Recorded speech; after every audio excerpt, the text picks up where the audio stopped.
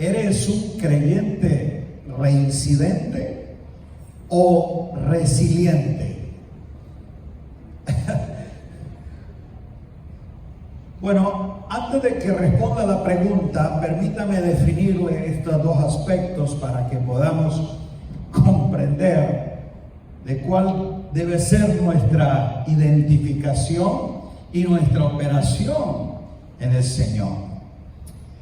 Reincidencia se puede mostrar como la repetición de un hábito. Es la manera repetitiva como se comete un acto, se cae en un vicio, se mantiene un desacierto. Reincidencia en el aspecto del derecho penal tiene que ver con aquella persona que comete una clase de delito en forma repetida y se le da oportunidad del cambio, pero él reincide. Por eso su penalidad es mayor, por tener una conducta reincidente. Esa palabra, en su definición clásica, viene del latín re, que indica repetición, de volver a hacer, y cadere, que es caer, volver a caer. Entonces, una conducta, una actitud reincidente es de aquel que comete el mismo error y nunca ha tenido la actitud, la determinación de cambiar su proceder. Entonces está una y otra vez repitiendo ciclos, retornando a situaciones de fracaso y de dolor. Y allí, en esos errores y faltas que está continuamente repitiendo y que pueden ser de forma esporádica, pero los vuelve a hacer, indica de que no ha habido un cambio de mentalidad ni de actitud, y por ende va a tener siempre un fracaso. Cuando alguien se equivoca, y cuando nosotros cualquiera nos cometemos un error, tenemos un fracaso, lo importante del fracaso no es fracasar, sino aprender a no volver a hacerlo. ¿Qué enseñanza, qué asunto me saca de ello mejorado, me lleva a tomar decisiones para avanzar?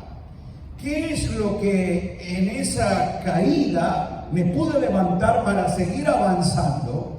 Y no quiere decir que no me vuelva a equivocar. El asunto es no volverme a equivocar en lo mismo, porque ya sí sería una reincidencia. O sea, errores, fracasos, podemos tener muchos. El asunto es que no siempre fracasemos en lo mismo. Y esto es la actitud reincidente. Y es lo que Pablo condena precisamente a los creyentes que él le llama carnales, que están repitiendo los mismos vicios, que siguen en los mismos comportamientos. Y es la razón por la cual él los desafía a que renueven su forma de pensar, para que puedan entonces avanzar en el crecimiento, y que no importa que en este proceso de desarrollo podamos tener algún desacierto. El asunto es que no sea repetitivo, sino que de aquello aprendamos a avanzar. Entonces, cuando una persona tiene una conducta, una actitud reincidente, o sea, tiene esa reincidencia como casi forma práctica de su vida, normalmente termina siendo una persona que no se puede confiar, o sea, genera desconfianza. ¿Por qué? Póngalo en el caso de la relación de matrimonio, póngalo en el caso de ser un trabajador, un empleado. Bueno, si yo supe que ese empleado tuvo un desacierto, haciendo las cuentas, pues se sacó una parte, pudo cometer un error, lo corrijo, le digo que eso no se puede hacer, que eso jamás es viable, y le paso por alto, le perdono la falta, pero él sigue en su trabajo. Pero si a los 3 meses observo que nuevamente sustrajo de la cuenta y lo repite al año, ¿tú lo sigues dejando en ese cargo? No, porque no es alguien confiable. Pues no es cuestión de que se equivoque, sino que se sigue equivocando y cometiendo el mismo error que en la primera vez le amonesté, le reprendí, le dije que debía corregir. Pero si él es reincidente, entonces no es confiable. Es la razón por la cual en el derecho penal, cuando un juez juzga un caso y nota que esa persona tiene un prontuario donde por la falta que se le está penalizando ha sido una constante en otras etapas de su vida, la sentencia es mayor, porque es alguien que tiene una conducta y actitud de reincidencia. ¿Entendimos esta parte? Ahora vamos a la otra, resiliencia. No es una palabra muy usada, pero cuando entienda la definición más en la práctica y en los ejemplos, vamos a comprender que esto realmente es algo que Dios espera y para lo cual Él nos ha diseñado hacer. Originalmente ese término fue usado en la parte metalúrgica, tenía que ver en la relación con los metales, y la resiliencia es la capacidad de un determinado metal, escuche, de resistir y ser flexible a las pruebas que se experimentan con él. Se le somete al fuego, se le cambia la forma, pero la calidad de ese metal es que después de ese proceso al cual se le somete, él tiene la capacidad de recobrar su pureza y su estado original. El proceso no lo disminuyó, sino que comprobó la calidad que el metal tiene.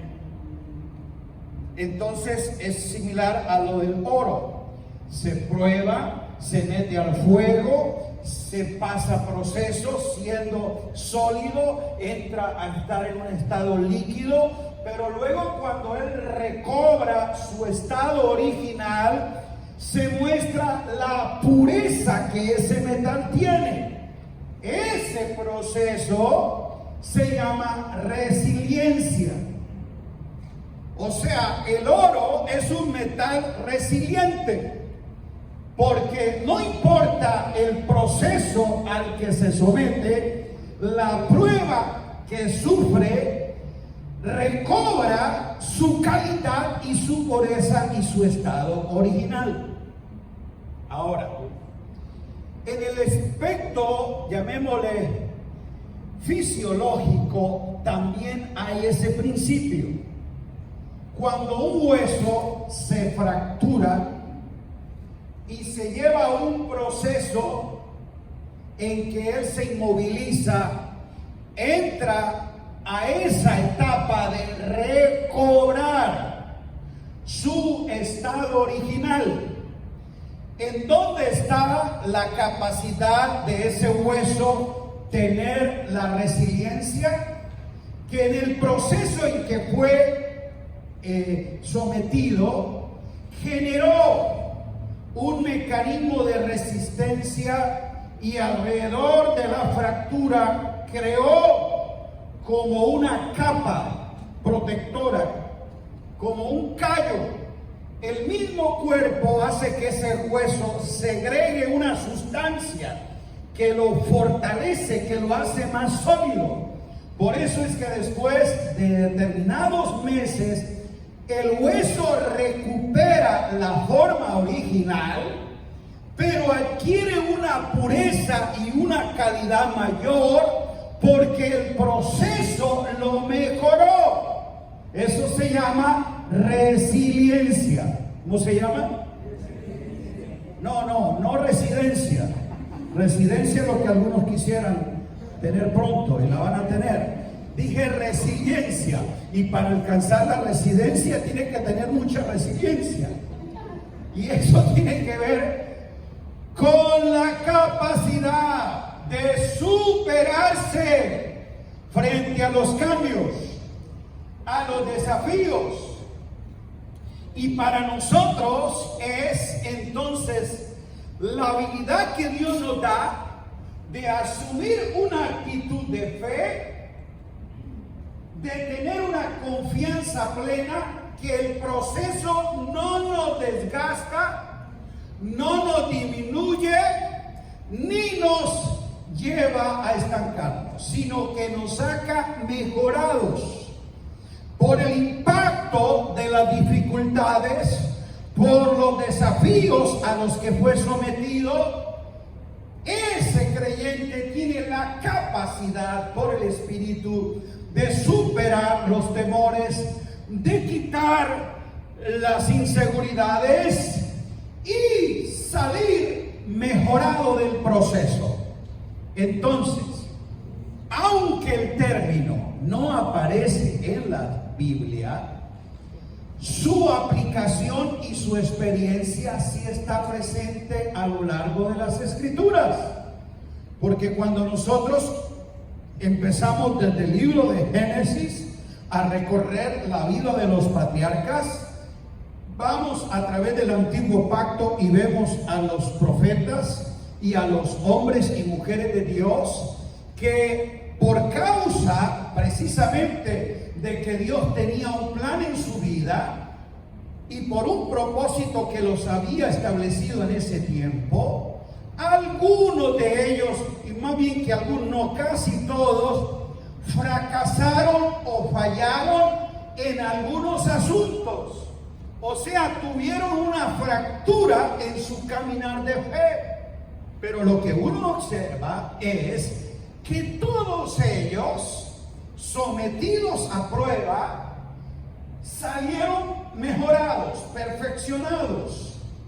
Y por eso, escuche usted, cuando ya en el nuevo pacto Dios hace un registro de sus vidas, Hebreos 11, nunca les identifica por el proceso en el que el fracaso, en el dolor estuvieron, sino en el propósito para el cual se mantuvieron. Y quienes son identificados es en el propósito, enseñanza. El registro que Dios hace de nuestra vida de fe nunca será marcado por el fracaso que tuvimos, sino por el propósito que cumplimos. Por eso es que Hebreos 11 dice, por la fe, y muestra a Noé.